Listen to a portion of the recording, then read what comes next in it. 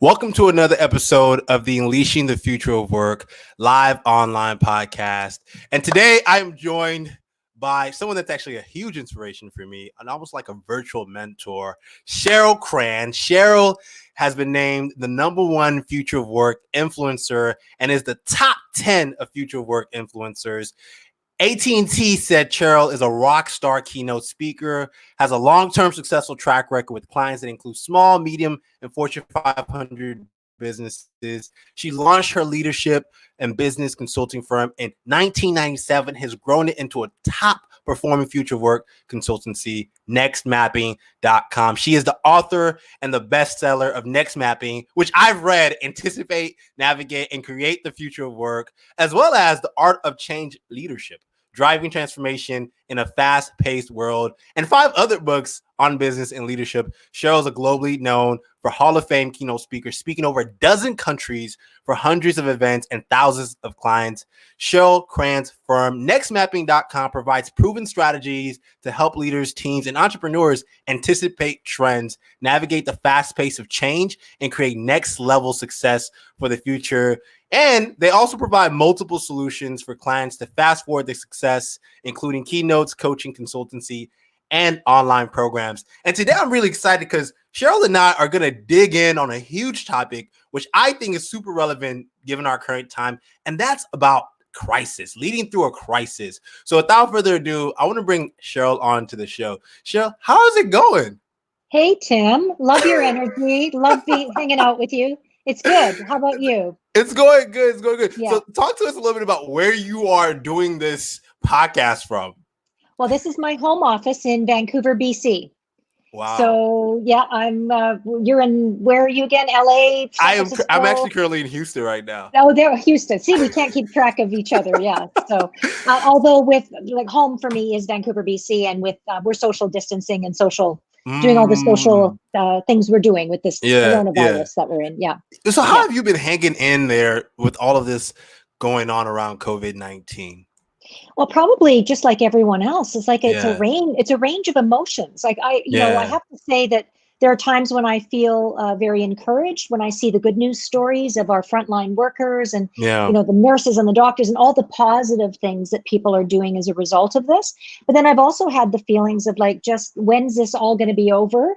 Or what's going to happen when it is over, and what's the new normal, or at NextMapping, what's the next normal? But also just acknowledging the range of emotions, like sadness, almost like I think collectively we're almost going through a grieving process, to be very honest. So there is a range of emotions.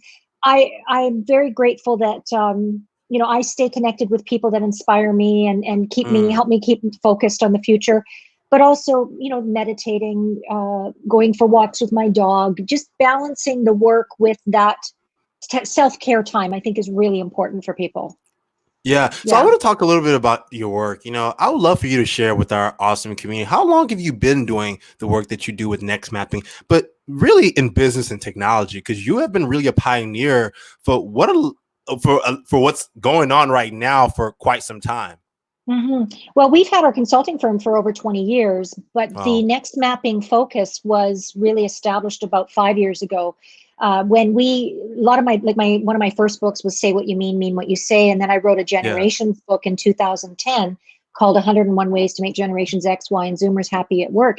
In 2010, we predicted the remote work statistics that are happening now. We predicted the digital transformation. We predicted the amount of change that leaders and teams and entrepreneurs would be going through. So we branded our company NextMapping 5 years ago, and really then started to invest a lot more in research and data, and working with both digital and traditional organizations and helping them make the changes necessary to be future of work ready. Yeah. And this was 10 years ago that you all predicted this, and it's happening now at I think a more scaled pace, and I would love for you to kind of share a little bit. How are you feeling in terms of what leadership should look like right now, given what's going on? It's a great question, Tim, because right now, if we ever needed inspirational leaders, now is the time. And when I say inspirational, along with being inspirational is the ability to model agility flexibility, adaptability, the ability to lead change rather than react to change. And knowing that leaders, we're all people. So whether you have the leadership title or not, we have the ability to lead the change agility that's being requested of us right now. And I think anytime a disruption happens, and coronavirus clearly is a major disruption, but also a forced change, what it causes people to do is to go through the cycles of change. So the first is denial, avoidance. We want to we want to hope that everything goes back to what it was. And then the next stage is, defensive, why the remote work is never going to work, or all the defenses that people want to come up with. And then the third stage is creativity and adaptability. We start to look at how do we make the most out of what's happening. And then the final stage is preparing for the future, really planning and preparing and saying, how do we take all the learnings of this current disruption as a leader and translate that into what we're going to do better for the future? So I think leaders right now that are demonstrating leadership are taking care of their workers by keeping them, even though they're not working their normal work. Leaders who are motivating and inspiring their remote teams by video conferencing with them regularly and having regular video meetings. Leaders who are inspiring and sending notes of encouragement by text or by instant message or through Slack or whatever the digital channels are. Leaders who are acknowledging that they themselves have their own emotional highs and lows. So being authentic and transparent while modeling what it looks like to go through a change of this nature in a way that's elevated and showing that leadership. I think leaders have a huge opportunity right now to really inspire the way forward. I love that. So inspirational leadership. And, you're also touching on this idea of leaders being vulnerable enough to say that I don't know what's going on. It's really chaotic right now, but we'll push through together. Yeah, well, I think the days of the leader saying, I've got it all handled, I have all the answers, I'm strong, I've got it all figured out. I think we all see through that's actually not effective, because all that does is have us lack trust. And trust, when you're going through a disruption of this nature, trust is gold. Trust, not that it has never been in the past, but when you're going through massive change, what we're looking to do is have a feeling of trust. And if I have a leader who's saying all the right things, but I notice that there's an incongruency with the fact that they're not admitting that they too have, some challenges, or that they too have their highs and their lows, then that's not humanizing them for me. And I think leaders need to be more human than ever before, specifically with the rise of technology. We need leaders. We need leaders who, yes, they need to be digitally mature, but we need them to also be leadership mature. Human. Yeah. So I want to shout out and I want to show some love to a few of our amazing audience members who are currently tuning in from all over the world. Shout out to Mike Yates, who is saying that this is a timely topic, leading through crisis. So he's loving what you're dishing out, Cheryl. So I think he's awesome. It's really resonating with him. I also want to show love to the amazing, who's tuning in? Megan, who's always tuning in. She's one of our #1 fans on the show. Shout out to Megan, who is an awesome part of the Unleashing the Future of Work community. And also, Cheryl, you have a few fans here who are currently watching and find you to be amazing. Shout out to Marie and Valerie, who say Cheryl is a great thought leader in this space. So we definitely have the whole world tuning in. And shout out to Owen, who's tuning in from Washington, saying hello, BC. So, if you all have any questions for Cheryl on what does compassionate leadership look like, or how do leaders become more inspirational, please add it in the comments. And to further what we were just talking about, Cheryl, I think this idea of being human, like in terms of how you leadership and how you model leadership, it's actually been something that has not been clear to most leaders, right? For a long time now. Do you feel as if there's now this renaissance period of more human-like leadership? And I want to give you an example. So I've been noticing that Airbnb, their current founder of the company, he's doing something really amazing. He's actually encouraging and empowering the platform to now create online experiences. And I think that speaks a lot to what you're talking about, being human and agile, right? And I feel as if it's CEOs like him who are really saying, like, this is what leadership looks like in the new era. Do you have any other examples? Well, I think anything that's open source. So some of these leaders that have like 3D printed masks and like you know what, like, so I think, and or reaching out, and they shifted, you know, alcohol distilleries have shifted from making alcohol to making hand sanitizer. Yeah. Or, you know, so I think, like, so any leadership that is people first focused is the future of work. And I will repeat that. Any leadership that is people first focused is the future of work. Because if we're, look back to the last decade, and where we were all in the midst of digital transformation, and we really glamorized automation and AI and robotics and made it like it, and we still talk about it, it's still the future. But what I felt is what that did pre-pandemic, if I may share my perspective here, is it actually had a lot of leaders behaving like robots. So, it's true. Right? Like data in, data out. If it doesn't measure, then you're not valuable. Like, I'm being just really direct here. It's true. But so now we've got a situation where the whole world is put on pause. Yeah. And now we're going, yes, automation is important. Yes, AI is important. Yes, robotics are important. But hang on a second, we're people. Yeah. And unless the technology is focused on making the world a better place, unless the technology is beneficial for me, but also the we, then there's no point in creating technology for the sake of having sexy technology. It has to be about humanizing the planet. And I get super, super excited about that, because my next book is actually about this, Tim, is about the human future, because the more leaders that we can realize that we are human, we're not machines. We have emotions, which makes us distinctly human. We have the ability to empathize. We have the ability to connect. We have the ability to create human to human. We have the ability to emote human to human. The leaders that can heighten their emotional intelligence, the leaders who can heighten their essential human skills, and I call them that on purpose. I feel like calling them people skills makes people not value them, or calling them soft skills. As soon as you call them soft skills, people go, well, they can't be important if they're soft, right? So instead, it's essential human skills. And that means we all have to get better at not taking things personally, at being able to work in collaborative teams, at being able to share leadership, at being able to hold each other accountable when we're not stepping up in a nature that supports the overall business goals and the human goals. So this whole human piece is vital to the future. And any leader who does not see that as important is going to struggle. Absolutely. You're inspiring me right now. Like, I study this work, and shout out to Allison, who's like, yes, so true. The robots took over, and now we're seeing the change. And she is saying, preach, Cheryl. So she's feeling everything that you're saying right now.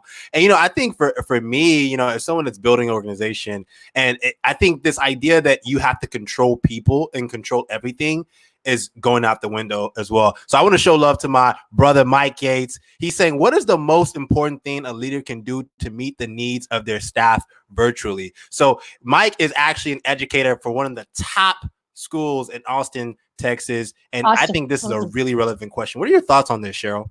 Well, I think it's about connection. So I think with virtual, a lot of times it's out of sight, out of mind.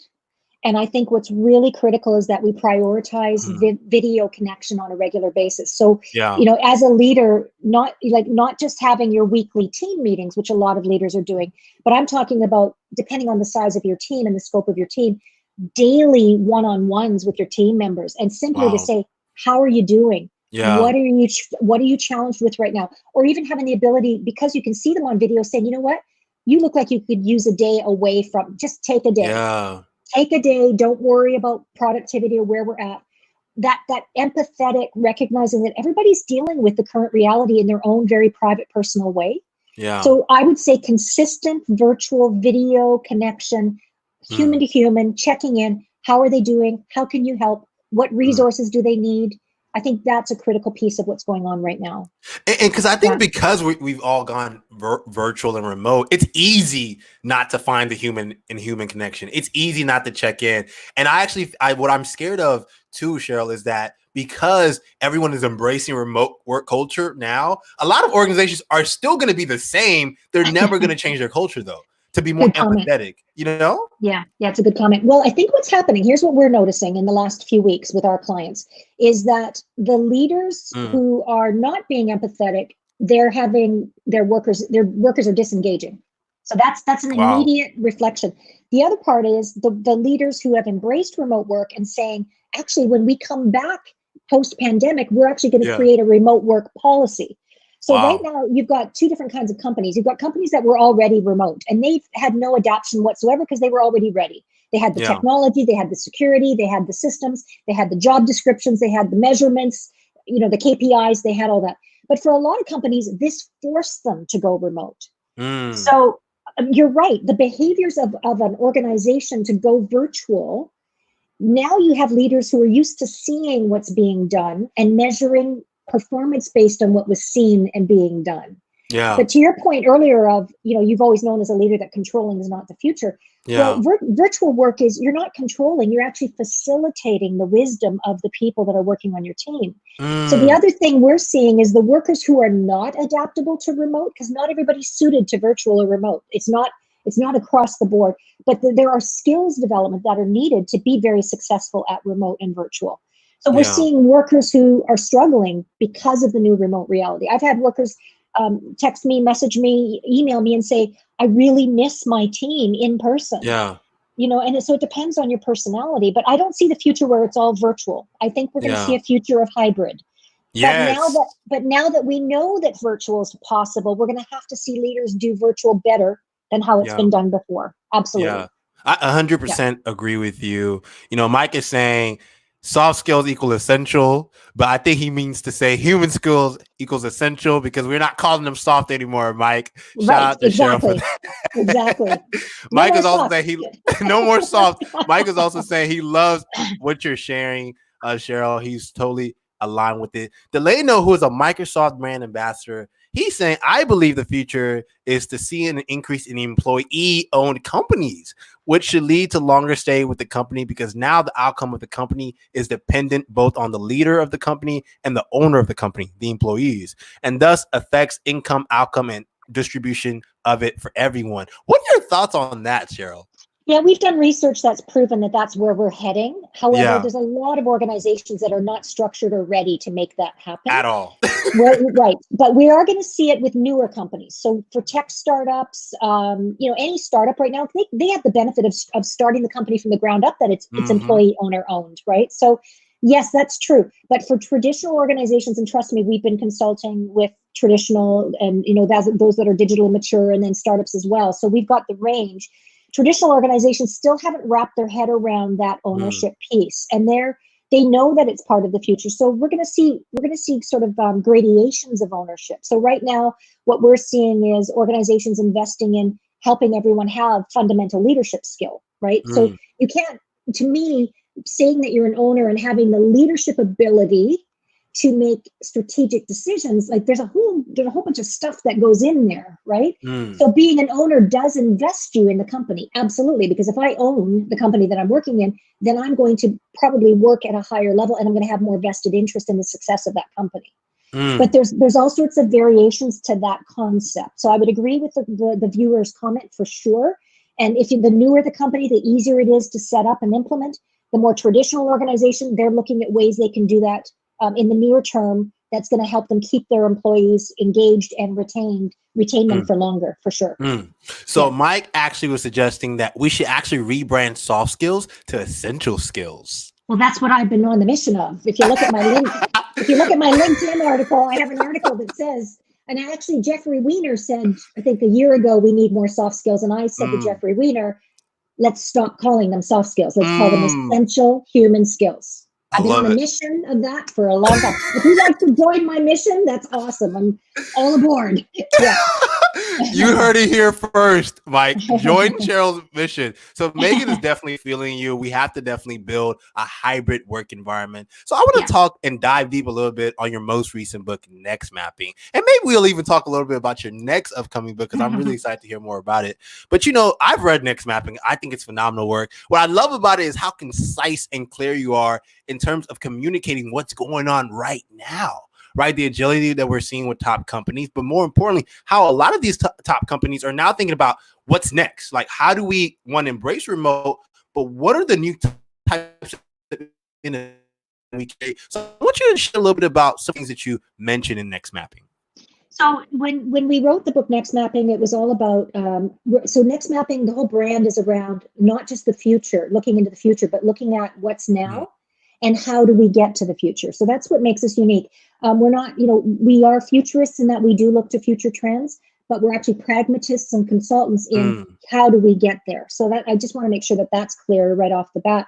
But some of the things we talk about in the book are specific models. So we've got the WOW model instead of the SWOT. A lot of people are familiar with the SWOT model, strengths, weaknesses, opportunities, threats. The WOW model is what's working, what are our opportunities, what's next. And the reason we created the WOW model is we find there's less value on focusing on what's not working and more value on finding what is working within the company and then using that to crowdsource, data source, and mind map potential futures. So that's NextMapping is all about taking what's working now, doing data mining through crowdsourcing, AI, employee sourcing, all those things. And then from there, gathering a picture, a dashboard, if you will, of where you are now and the potentials for the future. Then we look at all those potential opportunities for the future. So anybody watching this, you can do this for yourself. We created the NextMapping workbook, which is now available on Amazon, where people can walk through it by themselves and actually use it as a planning model. Organizations can use it, leaders can use it. In the book, and some people can even use it for career planning. Yes, absolutely. And we've had people use it for that purpose as well. And in the book, we also talk about the predict model. So no one has a crystal ball. Nobody knows, but we can sort of look at patterns. Yeah. And then once we recognize those patterns, we can sort of see, for example, a pattern would be social behavior right now. Yeah. So social behavior, some people are following the protocols of social distancing. Others are saying, no, not going to do it. So there's no wrong or right. It's more about what's happening with people and how do we take that data of what's happening with people and overlay our company's offerings into that. So for us at NextMapping, it's about helping leaders, teams, entrepreneurs, companies look at what they are already really successful at, help them build on that, and then look to ways to meet the future before it arises. And a lot of that means preparing people with the skills that make them future ready. So flexible mindset, creative mindset, talk about that in the book, the creative mindset, the ability to share power without feeling ego and having that leader be all about themselves. So it's a book that I was very passionate to write because I wanted to ensure that I provided resources and tools that could be applied immediately so that people could go and use them versus having to rely on a coach or a consultant or anything of that nature. And one of the things I loved about the book is that you talked about the shift from me to we leadership. Yes. Right. And we're seeing a resounding amount of companies who are successful because they have we leaders. Right. So I think about the Satya Nadellas, the Jeff Wieners, and the Brian Chesky's of the world. Yes, absolutely. So when we say me to we, you sort of look through the history of leadership. And in the 80s, it was sort of where the 80s and 90s was still very much the autocratic sort of baby boomer established style of leadership, which was command and control. Now, by the way, there's nothing wrong with that. That was a necessary style of leadership for those times because the structures were, I just lost my earbud. Hold on. Just lost my AirPod Pro there. It's live, people. What was I saying about me to we? Sorry, I lost my train of thought. You're going to have command to and control leadership. Command and control. Thank you. Excellent. So with command and control, it worked. But now, I would say since the 2000, the year 2000, people have been pushing back against command and control. I mean, you say to somebody, do this or you're fired, and they're pushing back going like, I don't want to work for somebody who's autocratic, who pretends to know more than me, but actually may or may not know more than me. I mean, that's been a lot of the pushback. So the me to we leadership has been a movement towards what I said earlier in this live episode, which is having the humility, the humbleness, as Brene Brown would say, the authenticity to realize that although we're leaders, we don't have all the answers. And in fact, any single leader who claims to have the answers today is dangerous. And so we need to be looking at leadership through, yes, we each bring value, we each bring power, but we also have to look at who else brings value and how we can bring that shared leadership together towards a we response. And research has shown that workers want to work in an environment where they have a voice, where they have a say, where they can impact the future. And let's face it, as human beings, let's take leadership out of it. As human beings, what gets us up in the morning is we all fundamentally, at our very core of our being, want to make a difference. We want to contribute. We do. And from that place is where the me to we leadership is very, very powerful. If I, as a leader, can tap into your desire to contribute, then I'm going to have more empowerment, engagement, and desire for you to work with me versus me saying, this is the way I've done it and this is the way you need to do it. That's not inspiring. It's simply bottlenecking energy of other people who have value to bring. That's so powerful. That's so powerful. Danielle is saying this is a great idea. And I mean, I'm sure many people in our comments are currently feeling this. Shout out to Wale, who is a fintech entrepreneur. He's saying, Cheryl, this is an informative session. You are speaking to my soul. Oh, and Edward is also saying she knows her onions, loving the discussion. That's awesome. Shout out to Edward. I love that analogy. So, so give us a sneak peek, Cheryl, on what are you going to be talking about in your next book, right? Because you mentioned you're going to be touching a little bit on the fact that leaders need to have human skills now. What else, and what's inspiring this next book? What's inspiring it is my true love for humanity. I know that sounds like a big inspiration, but really, I've always had high faith in humanity. I feel, I've been a leader myself since the age of 23.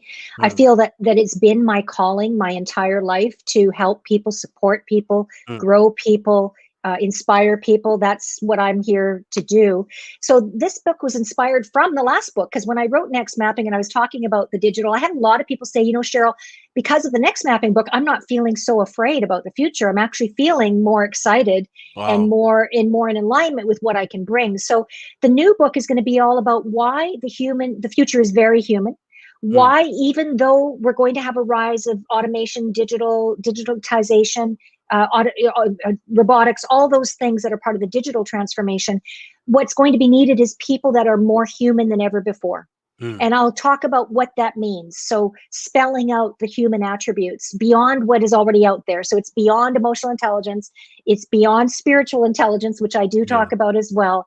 It's really about what does it mean to be human to human in a way that's going to move the planet forward, and to use Peter Diamandis's language, where each of us is connected to a moonshot, either our own or we're attached to someone else's, so that we're all feeling like we're contributing human to human to make the world a better place. And I'm not saying that from rose-colored glasses. I'm saying it's a very doable, achievable mission when we focus on people first. And so that's just a snapshot of what's to come with the next book.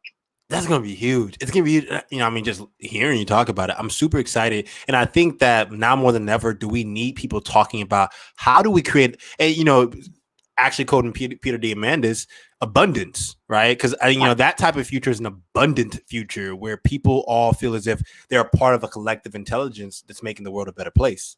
Absolutely right. And Peter Diamandis, I've been a follower of his for a long time. Ray Kurzweil, Singularity University, that's my jam. They're all, and they're all very future focused. And what I love about Peter, even now, anybody watching, if you haven't checked out futureloop.com, please do.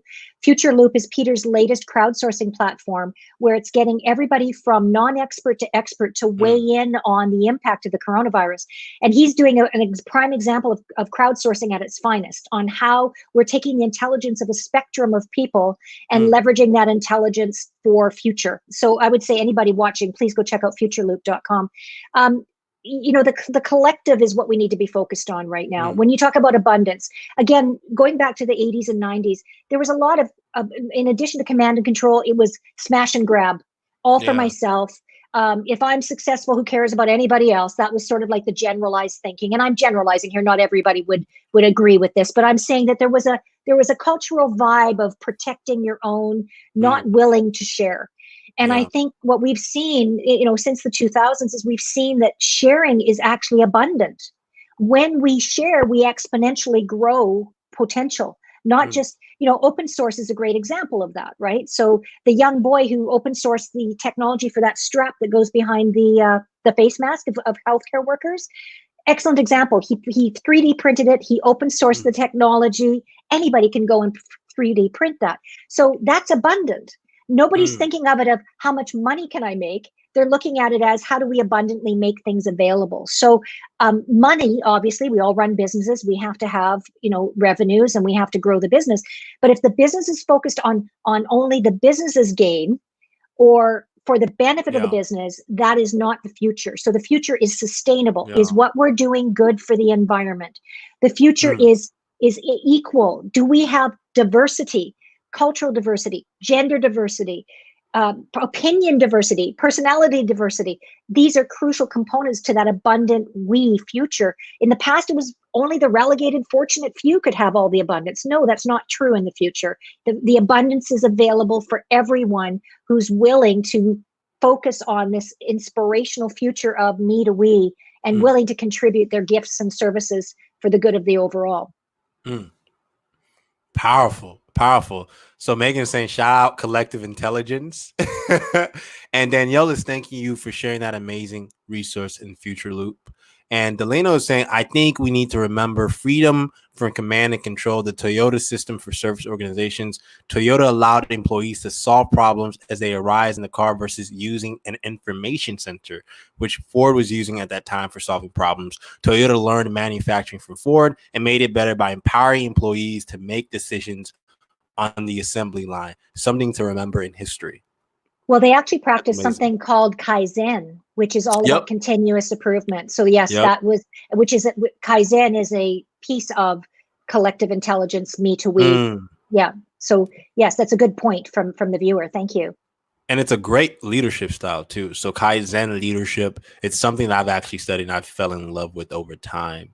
With that said, Cheryl, where can our lovely audience find more about your work and connect with you as well? Well, find me on LinkedIn for sure, because I'm on LinkedIn. So my name's there. You can find me and I'd love to join you there. Our website is nextmapping.com. And I have a YouTube channel, Cheryl Cran, as well, where we post regular videos on a lot of the things that we talked about here.